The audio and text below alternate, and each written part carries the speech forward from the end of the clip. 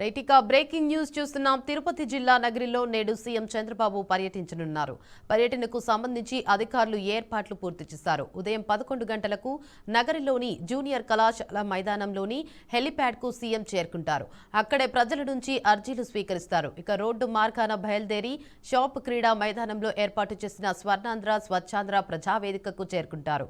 అక్కడ చిత్తూరు, బంగారుపాల్యం, ఐరాలకు సంబంధించిన స్వచ్ఛ రథాలను లాంఛనంగా ప్రారంభిస్తారు. అనంతరం ప్రజలను ఉద్దేశించి ప్రసంగిస్తారు. ఇక మధ్యాహ్నం 1:50 సమయంలో సాంఘిక సంక్షేమ శాఖకు చెందిన బాలుర బాలికల వసతి గృహాల వద్దకు చేరుకుని నెట్ జీరో వేస్ట్ కాన్సెప్ట్ ను ప్రారంభిస్తారు. అనంతరం మధ్యాహ్నం 2:40 జూనియర్ కాలేజీలకు గ్రౌండ్ కు చేరుకుని టీడీపీ నేతలు, శ్రేణులు సమావేశంలో పాల్గొని వారికి దిశానిర్దేశం చేస్తారు.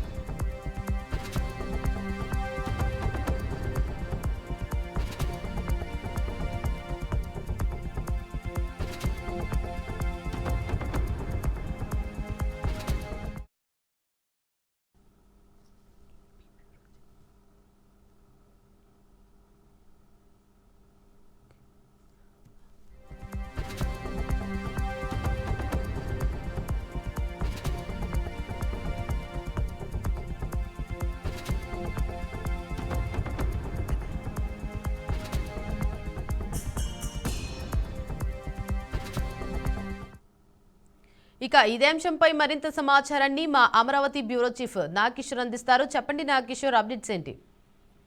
దేవిక, సీఎం చంద్రబాబు నాయుడు తిరుపతి నగరి పర్యటనకు సంబంధించి అన్ని రకాల ఏర్పాట్లు అయితే పూర్తయినని చెప్పుకోవచ్చు. ఇప్పటికే జిల్లా నేతలు, అదేవిధంగా జిల్లా అధికార యంత్రాంగం మొత్తం కూడా ఈ రోజు ముఖ్యమంత్రి పర్యటనకు సంబంధించి ఇక్కడ ఏర్పాట్లని చేయడం జరిగింది. ఎప్పటికప్పుడు జిల్లా అధికారులతోటి అటు కలెక్టర్ కావచ్చు, ఇటు పోలీసులు కావచ్చు, ఆయన వస్తున్న పర్యటన నేపథ్యంలో భారీ బందోబస్తు కూడా ఏర్పాటు చేసేసి అక్కడ మొత్తం హెలిప్యాడ్ ని కానీ అంతా కూడా వాళ్ళ ఆధీనంలో తీసుకొని ఎక్కడ ఎటువంటి ఇబ్బందులు కూడా లేకుండా చేయడం జరిగింది. ఇంకో పక్క చూసుకున్నట్లయితే ఈ రోజు ఉదయం అమరావతి నుంచి నగరికి బయలుదేరినటువంటి సీఎం చంద్రబాబు నాయుడు 11:20 నగరి జూనియర్ కళాశాలలో ఏర్పాటు చేసినటువంటి హెలిప్యాడ్ వద్దకు కూడా చేరుకొని ఉన్నారు.